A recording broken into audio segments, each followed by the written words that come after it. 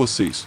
Eu era uma criança mimada e também na minha adolescência. Meus pais me compraram um conversível vermelho novinho em folha no meu aniversário de 16 anos. Eu tive um ataque porque o que eu realmente queria era o carro velho do meu irmão que era de cor azul escuro. Eu era tão superficial e uma pessoa horrível naquela época. Então o que realmente me transformou, no verão seguinte consegui um emprego como monitora de acampamento em um acampamento local. Eu não precisava trabalhar, mas estava entediado e parecia algo fácil de fazer. Deus, eu estava tão errado. Este acampamento de foi especificamente voltado para as classes mais baixas que não podiam pagar cuidados infantis durante o verão. Servimos café da manhã, almoço e lanche da tarde. Para muitas das crianças do acampamento isso era tudo que eles comiam naquele dia e na sexta-feira eles imploravam por comida extras para levar para casa para eles e seus irmãos porque eles podem não comer novamente até segunda-feira. Isso realmente me atingiu muito, mas a parte que mais me pegou. Este garoto se recusaria a tirar os sapatos e as meias mesmo se estivéssemos indo para a piscina pública naquele dia. Eu não conseguia entender porque até que um dia ele entrou mancando como se seus pés estivessem causando tanta dor. Eu o convenci a me deixar ajudá-lo a pegar seus sapatos e meias para que eu pudesse ver o que poderia estar incomodando. Uma vez que eu fiz, levou tudo em mim para não quebrar ali mesmo. Suas meias estavam cobertas de sangue, seus pobres pezinhos estavam cobertos de feridas e seus dedos pareciam se curvar um pouco. Ele estava com muita dor do estado de seus pés. Acontece que ele estava usando sapatos cerca de 3 tamanhos menores. Sua família não podia comprar sapatos novos. Fiz minha pausa para o almoço e saí para comprar meias novas e alguns pares de sapatos. Isso me quebrou. Foi o que eu definitivamente precisava. Mudou minha forma de pensar para sempre.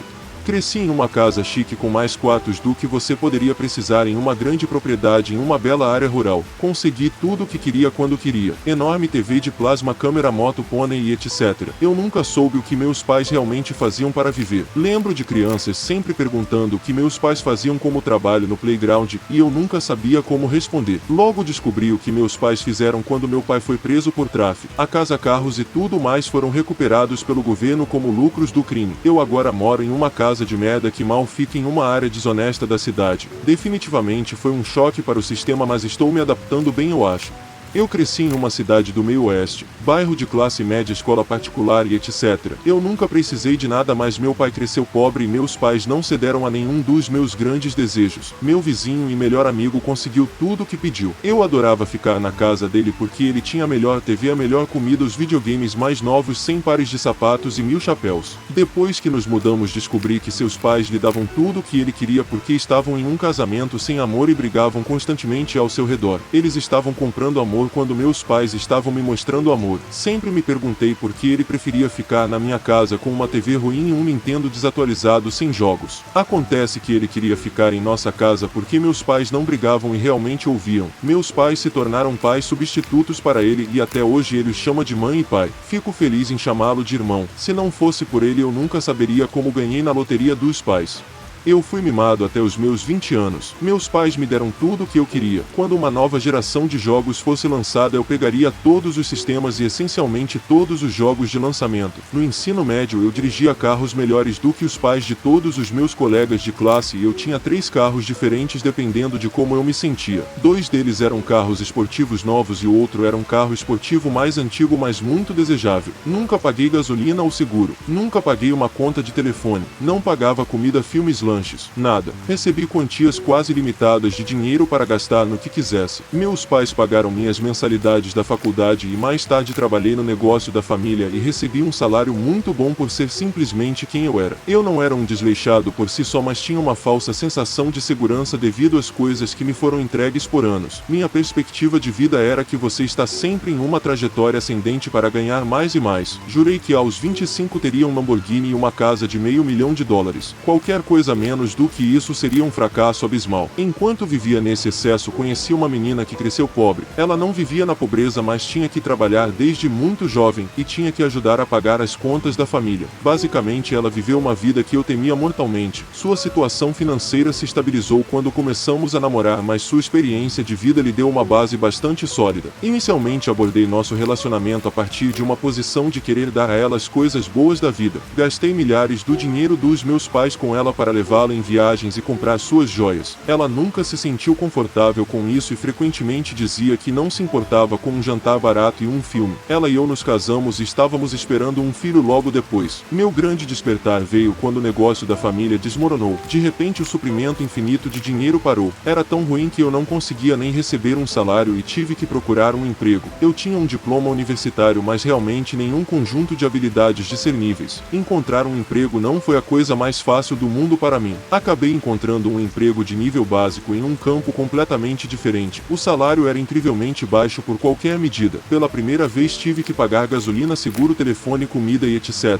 O carro de alto desempenho que eu dirigia consumia combustível premium e tinha uma quilometragem abismal. Eu o vendi e comprei o carro mais barato que pude encontrar. Nunca dirigi algo tão barato na vida. Nunca recebi tão pouco e tive que pagar contas pela primeira vez na vida. Eu tinha que me apresentar no trabalho porque eu estava quase literalmente vivendo de salário em salário e sim, eu acumulei toneladas de dívidas de cartão de crédito sendo irresponsável e sabendo que poderia pagá-las facilmente até não poder mais. Minha única constante, minha esposa, era imperturbável. Ela já esteve em situações muito piores antes. Ela estava grávida, mas calma e controlada. Apesar da mudança repentina de vida, ela não se estressou e essencialmente arregaçou as mangas e elaborou um orçamento para a família nos ver através de nossa nova realidade. Ficou claro porque fomos colocados juntos. Achei que eu fosse o cara e olha quem acabou cuidando de quem. Essa experiência me ensinou que o dinheiro literalmente não importa. Não só não importa, mas pode desaparecer em um instante. Fiquei mais próximo da minha esposa, do meu novo filho e da minha fé depois dessa experiência. Eu não mudaria isso por nada no mundo.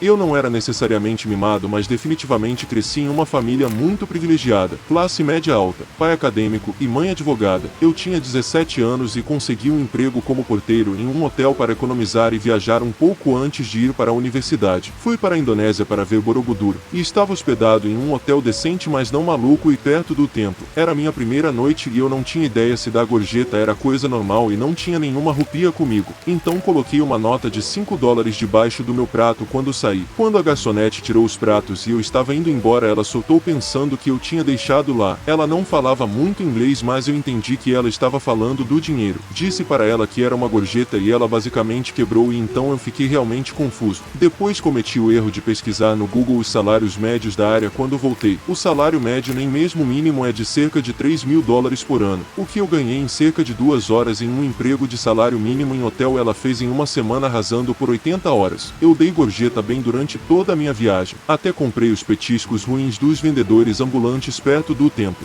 Percebi que algumas pessoas realmente lutam com dinheiro. Eu achava que as pessoas não compravam as coisas de que precisavam, como carros, eletrodomésticos, roupas e uma boa casa, porque eram muito frugais e economizavam. Não é que eu não soubesse sobre a pobreza, mas eu achava que era uma coisa do terceiro mundo e que todo mundo nos Estados Unidos está bem confortável.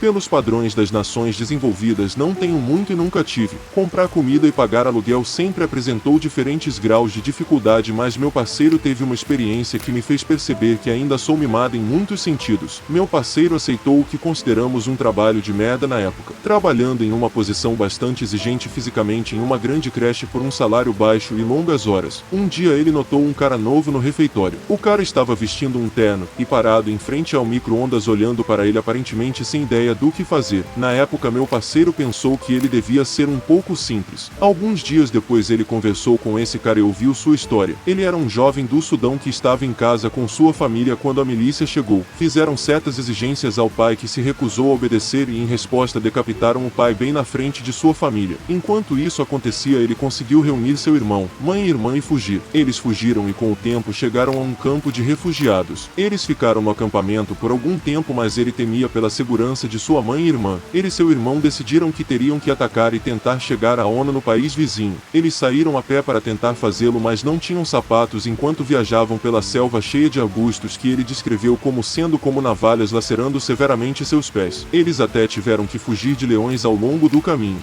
Eventualmente, em muito mau estado, eles chegaram à ONU, que os acolheu. Eles disseram que poderiam providenciar asilo para os irmãos, mas tudo o que eles tinham era um lugar nos Estados Unidos e outro na Austrália. Eles não tiveram escolha a não ser ser aceitar e por isso foram separados. O irmão que foi para a Austrália implorou para que sua mãe e irmã também fossem, pois acreditava que era apenas uma questão de tempo até que algo ruim acontecesse com eles no campo de refugiados. Foi-lhe dito que ele precisaria conseguir e manter um emprego por um certo período de tempo para mostrar que ele era legítimo e então mais tarde ele poderia trazer sua família. Ele recebeu uma pequena mesada para arranjar roupas e transporte para conseguir um emprego, com o qual comprou um terno velho e uma bicicleta. Ele recebeu um emprego como parte de um programa pelo qual as empresas podem pagar menos aos funcionários se estiverem dispostos a receber refugiados. Ele não foi informado qual era o trabalho. No entanto, então ele vestiu seu terno e foi de bicicleta para seu novo emprego, e esse foi o dia em que meu parceiro o viu pela primeira vez no refeitório. Ele estava olhando para o micro-ondas porque nunca tinha usado um antes e não tinha ideia do que fazer com ele. Ao contar sua história ao meu parceiro, ele explicou como esse trabalho era crucial para ele, que acreditava que a vida de sua mãe e irmã dependia disso. Alguns dias depois, meu parceiro foi trabalhar e descobriu que o jovem havia sido demitido.